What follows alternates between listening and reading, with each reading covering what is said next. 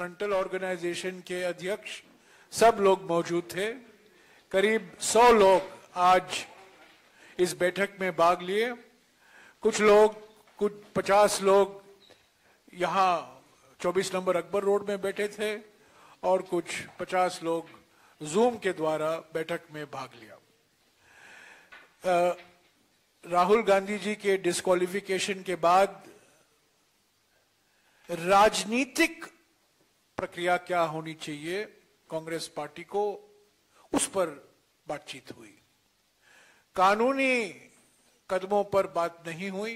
हालांकि हमारे प्रवक्ता और जाने माने वकील अभिषेक सिंघवी जी ने सभी साथियों को अवगत कराया कानूनी तौर से क्या कदम लिए जाएंगे, और उस पर आज अभिषेक सिंघवी जी ने भी एक प्रेस कॉन्फ्रेंस की है। तो 2 घंटे के लिए कानूनी प्रक्रिया पर नहीं बल्कि संगठन की ओर से क्या कदम लेने चाहिए उस पर बातचीत हुई। कई सुझाव आए। अगले 3-4 दिन में आप देखेंगे हमारे संगठन एआईसीसी की ओर से, पीसीसी की ओर से, डीसीसी की ओर से और हमारे जो फ्रंटल ऑर्गेनाइजेशन है उनके ओर से क्या प्रतिक्रिया होगी, क्या कदम वो लेंगे। देश भर में हम ये मुद्दा लेकर जाएंगे कि राहुल गांधी जी को जानबूझकर डिस्क्वालीफाई कराया गया है, क्योंकि पहले तो वो 2014 से मोदी सरकार के नियत और मोदी सरकार की नीतियों के खिलाफ अपनी आवाज उठाई। नोटबंदी के बारे में, जीएसटी के बारे में, निजीकरण के बारे में, विदेश नीति, खास तौर से जो क्लीन चिट प्रधानमंत्री ने दी चीन को जून 2020 को। तो 2014 से राहुल गांधी जी अपनी आवाज उठा रहे मोदी एक सरकार की नीयत और नीतियों के खिलाफ। दूसरा कारण यह है कि भारत जोड़ो यात्रा की सफलता से भारतीय जनता पार्टी घबराई हुई थी, परेशानी में थी। भारत जोड़ो यात्रा के दौरान कई प्रयास किए गए भारत जोड़ो यात्रा को, राहुल गांधी जी को बदनाम करने के लिए, पर वो विफल रहा। और भारत जोड़ो यात्रा न केवल कांग्रेस के लिए एक संजीवनी बनी बल्कि देश भर में एक नई उमंग देखने को मिला, नई उत्साह देखने को मिला और लोग पहचान गए कि भारत जोड़ो यात्रा हमारे राजनीति के लिए एक परिवर्तनकारी क्षण है। भारत जोड़ो यात्रा एक इवेंट नहीं था, एक मूवमेंट बन गया। तीसरा महत्वपूर्ण कारण जिसके लिए राहुल गांधी जी को जानबूझकर निशाना बनाया गया, क्योंकि वो लगातार और खास तौर से 7 फरवरी से पार्लियामेंट के अंदर उन्होंने अपनी आवाज अडानी घोटाले पर उठाई। 5 तारीख से कांग्रेस पार्टी ने रोज 3 सवाल पूछना शुरू किया प्रधानमंत्री से। राहुल गांधी जी ने 7 फरवरी को अपनी भाषण की। हालांकि ज्यादातर उस भाषण एक्सपंज किया गया स्पीकर से। और उसके बाद मैं गृह मंत्री का शब्द इस्तेमाल करना चाहता हूं। जरा क्रोनोलॉजी समझिए, जरा क्रोनोलॉजी समझिए। ये हमारे गृह मंत्री के शब्द हैं और उसी शब्दों के साथ मैं आपको कहना चाहता हूं, देश को कहना चाहता हूं, क्रोनोलॉजी समझिए। फरवरी 7 को राहुल गांधी जी की भाषण होती है लोकसभा में।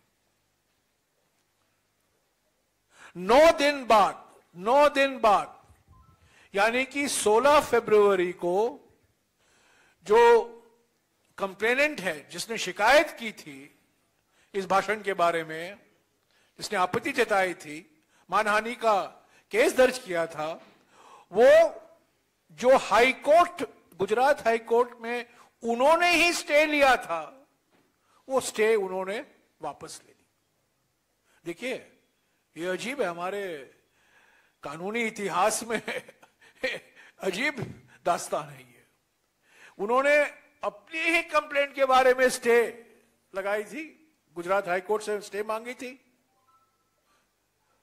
गुजरात हाई कोर्ट ने स्टे दिया, पर राहुल गांधी जी के अडानी के भाषण 9 दिन बाद उन्होंने वो स्टे वापस ले ली। 9 दिन बाद, 16 फरवरी को, 27 फरवरी को,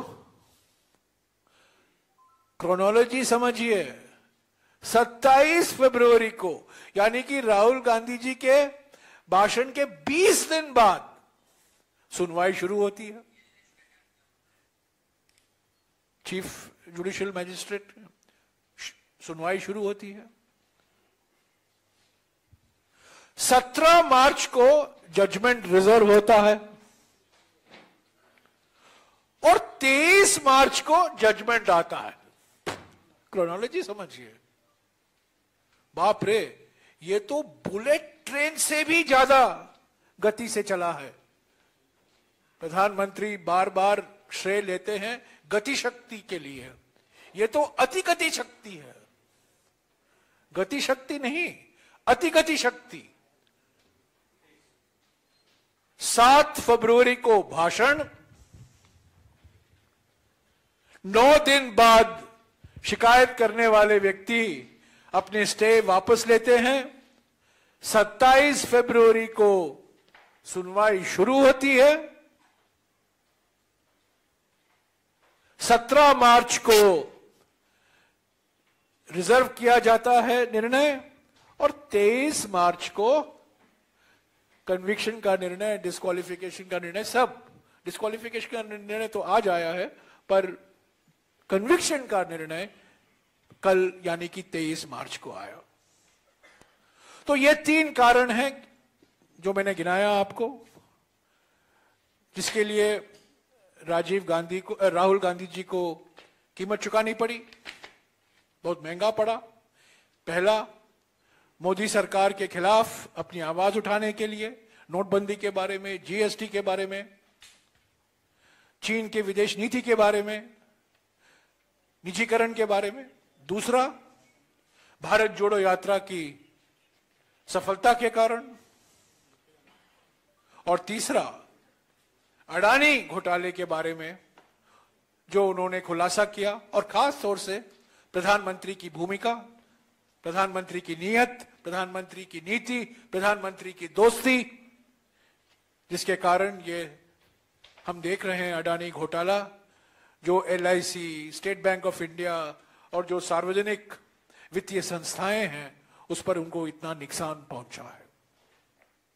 तो ये इन सब बातों पर चर्चा हुई और हम इसको एक आंदोलन, जन आंदोलन के रूप में आगे ले चलेंगे।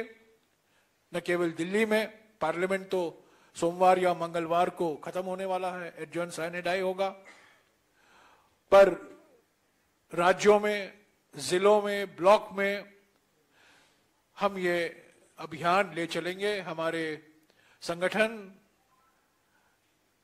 डिस्ट्रिक्ट लेवल संगठन, ब्लॉक के स्तर पर संगठन, ऐसे तो हाथ से हाथ जोड़ो अभियान तो चल ही रहा है कई राज्यों में, पर उसके साथ साथ ये जन चेतना कार्यक्रम, संविधान बचाओ कार्यक्रम, अभियान चलाया जाएगा राहुल गांधी जी के डिस्क्वालिफिकेशन को लेकर। यह बात भी उठी कि कई विपक्ष पार्टियों ने आलोचना की है इस डिस्क्वालिफिकेशन का, और हमारी पार्टी ने इन बयानों का स्वागत भी किया। अगर आपके कुछ सवाल हैं, ऐसे तो कुछ सवाल नहीं होंगे, मैंने सारे सवाल के जवाब मेरे वक्तव्य में दे दिया है, तो अगर आप इजाजत दें मैं अपनी दूसरे मीटिंग में जाऊं। हाँ जी, एक या 2 सवाल कल से शुरू होगा, आप देखते जाएंगे।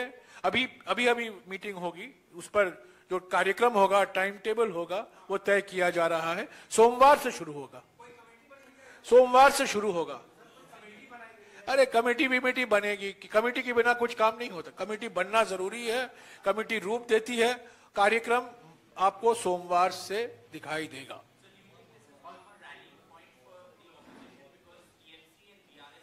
We have, it was noted today that many opposition parties have condemned the action taken by the government unilaterally with such lightning speed to disqualify Sri Rahul Gandhi. We welcomed this statements of all the opposition leaders, and yes, there was a consensus that we should now take the job of building opposition unity in a systematic way. Every day, the leader of the opposition, the Congress President Mallikarjun Kharge ji, has been meeting floor leaders of Lok Sabha and Rajya Sabha every day when Parliament is session. So we are coordinating in Parliament. Now the coordination has to be outside Parliament. And it, one second.